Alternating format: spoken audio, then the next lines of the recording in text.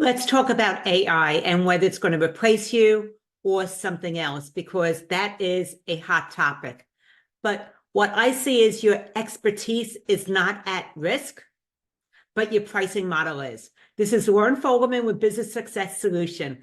And I'm talking to you if you are a firm owner that's an accountant, bookkeeper, tax preparer. Think about it. If AI tomorrow took 30% of your workload off of your plate, you didn't have to do it any longer manually. It can now be automated. How would that impact your income? Would it go up or would it go down? So that is what I want to be able to focus on, because they see automation, yes, as speeding things up. You get more efficient, but if you're still charging for your time, then it reduces the amount of time that something takes. And does that need to be reflected in what you're invoicing your clients? So when you're tying your fees of time, efficiency is something you get punished for doing. And we want to look at how it's not replacing you, but it's placing how you are charging your clients, billing them for time and invoicing them afterwards. So as we go through this, I'm going to share some actionable strategies in order for you to be able to capture higher revenue as your workload reduces. And this was spurred on by a conversation I recently had with Dana, who's an accounting firm owner. And she was thinking, okay, Lauren, if I move in this direction of adding in more technology, then some clients might think that they deserve to have a lower bill, or possibly that they can just have AI do it themselves. They don't need me anymore. And that's when I asked her, what is it that your clients are paying you for? Is it that they're paying you for interpreting the data or putting the data into their QuickBooks or your accounting software? And that is something for you to think about. What are they paying you for? And that question starts to change things around when you look at it, because AI does not replace your expertise. It might actually give you even more insights to be able to elevate how you work with your clients at a higher quality. But what it does do is it removes the manual, repetitive tasks. It takes that off your plate. So once again, it's not going to take away from your expertise. It might actually even enhance it, how you're able to work with your clients, but it does take some of that lower level work off of your plate. So your judgment, your strategy, your insights, being able to tell the story behind the numbers, those are things that you are still uniquely qualified to do. And what it's going to be able to free you up from is the routine manual tasks, so you can do that higher level advisory work. So if you are still billing by the hour, by your time, a fixed fee, but it's still based on time and hours, that means that faster work, clients are paying less. But it doesn't affect your brain and what you know and your expertise that you bring to the table of how to be able to apply that data to their business so they benefit. So that remains the same. You ought to be elevated and rewarded for your expertise, not punished because you become more efficient. So when you are able to shift away from time-based fees over to value, then being faster is actually something you are rewarded for. You're able to be more profitable. You can actually scale your firm faster.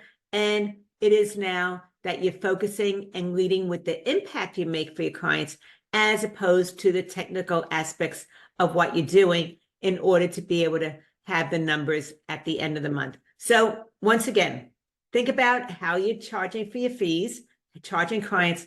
You're going to be punished with time-based fees, especially as you're implementing more AI solutions and software. And if you value pricing, it actually increases your profit margins as you become more efficient. So identify one service that you are still charging for time or calculating time as you're thinking what to charge a client for that. And ask yourself, what outcome does this deliver to my client? How do my clients benefit? And what is it worth to them for them being able to have this information or being able to have this work done for them? So once again, focus on the outcome the service delivers, not the work to deliver the service, and how your client benefits from that. And this starts to be able to have you look at the work that you're doing for your clients, from what it is that's important to you, which is your time, to what is the value to them, looking at it by stepping into their shoes. And now I want to be able to talk a little bit about the yes buts that come up as you begin to shift away from time-based fees, whether hourly or fixed, over to value pricing. And once again, I want to talk about Dana, that firm owner that I was telling you about, because we wanted to do a test. We wanted to just take 3 clients and have her automate some of the reconciliations that she did for them.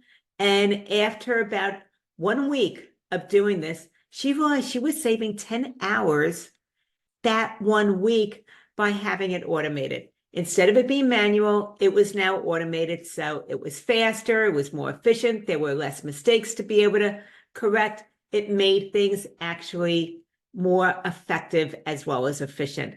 But one of the things to look at is that she wasn't replacing it with more manual work. She was now taking that freed up time and looking at some of her best clients and how she can support them even more. She started to look at how we can add in quarterly financial reviews so that she can now have these more advanced conversations with clients, the ones that really appreciated those conversations, and how it would make a difference for them. So by freeing up that 10 hours a week, she was able to now replace that manual work with having some advisory sessions with her clients. Her best clients really appreciated that.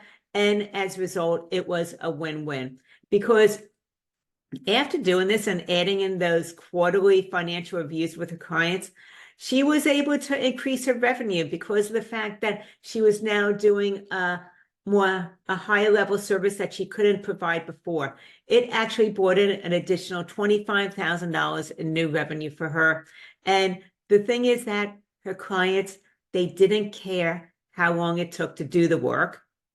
They appreciated the fact that she could use those meetings with them so that they were making better business decisions as their businesses were continuing to grow. So once again, they didn't care how efficient she was. They cared more about how they were meeting with her to apply the insights so that they can go ahead and grow their businesses and scale as well. So once again, the efficiency from AI didn't reduce her value. It freed up her time to actually do high level work with her clients. And that is what AI can do for you. And when you charge for the value of that, how your clients benefit, then you can go ahead and capture the opened up hours. You are able to use it differently, and it can go ahead and not only increase your top line, but improve and strengthen your bottom line as well. So look at your calendar this week and find that one time-consuming task that you know could be automated. There is an AI or software solution for that. And think to yourself, if you were able to free up your time, what higher level work could you focus on instead? So once again, if you were able to take just one task that you're currently doing yourself and you were able to automate it, how would that make a difference with the freed up time, and what would you do instead? So this is what I hear sometimes, is that you're going to get a client and they are naturally going to ask, because some clients are price sensitive. So if it's going to be faster, can I go ahead and get a lower price for that? It's not taking you as long anymore. And here's what you want to respond when they ask that question, because you know they will.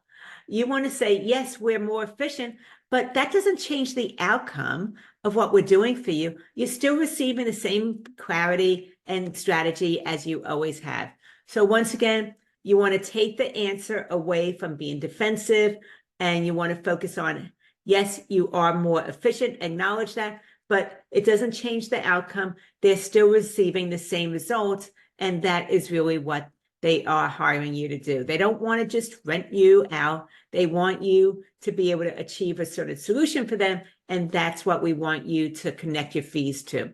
So we want to be able to, once again, look at how you shift, because you will get faster. You probably have already begun getting faster as things become more and more automated. We want you to be able to benefit from that. Once again, not be punished. And so the value pricing is able to compensate you for the impact you make, not how much time it takes you to deliver that impact. So once again, find one service that you are now ready to automate. So before you were thinking about one, now you were looking at one that you're doing manually and that you could free up hours, and what would that make a difference? So now pick that one service you would love to automate. And think about if you were able to revise how you communicate that to clients that's outcome focused, what would that sound like? What would you say? And something to think about as an example is, instead of saying we do 10 hours of bookkeeping every month, you want to be able to look at it being more, we offer our clients financial clarity and actionable insights. So once again, it's not about the time when you're talking about this to clients. We do 10 hours of bookkeeping for you every month. It's more about the fact that you're able now to give them financial clarity as well as insights. And that is really the foundational piece of value pricing, is how you talk about it. And you lead with the benefits and the outcomes instead of the tasks and how long something takes. So I know this is something to think about. You're already busy. You don't really have the time to be able to research what new tools or software you could be adding in. And I just want to say, you don't need a really big tech stack.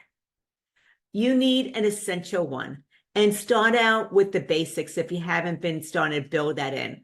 And know how that piece of software you're going to add in is going to benefit your company and also adjust capacity. So there's small things you could be looking at, and even the small things, whether it is something that improves the flow, something that is going to be able to bring transactions in very, very quickly because it's now automated instead of being done manually, maybe categorizing transactions or report generation. Something that could be easily done is going to start saving you hours and hours each and every week. So think about, this is your next step. Pick that one small automation that you want to test, just one. You don't need all of them, just choose one. And think about and track how much time you're saving now. And then decide, once you realize how much time you're saving, just like Dana earlier, how you are going to reinvest that time. Will you reinvest it in advisory? Are you going to maybe be able to do a project that's been on your plate that you couldn't get to, business development, or just take back some of that personal time that you've been meaning to take back so you can spend more time with your family, improve your self-care. So that's something to think about, is by automating something, you will free up time. That is guaranteed. And how is it that you want to repurpose that time back? So there are so many firms, more and more, that are moving away from time-based fees over to value pricing because AI and software has changed how you do business, how your business operates, and how you can serve your clients. And we want your pricing to reflect that. So instead of being afraid of AI, find out how you can embrace it in order to be able to elevate your service, free up some of your capacity, be able to work with your clients at a higher level now than you could up until now. So here's your next move. Once again, look at one service where you still bill hourly.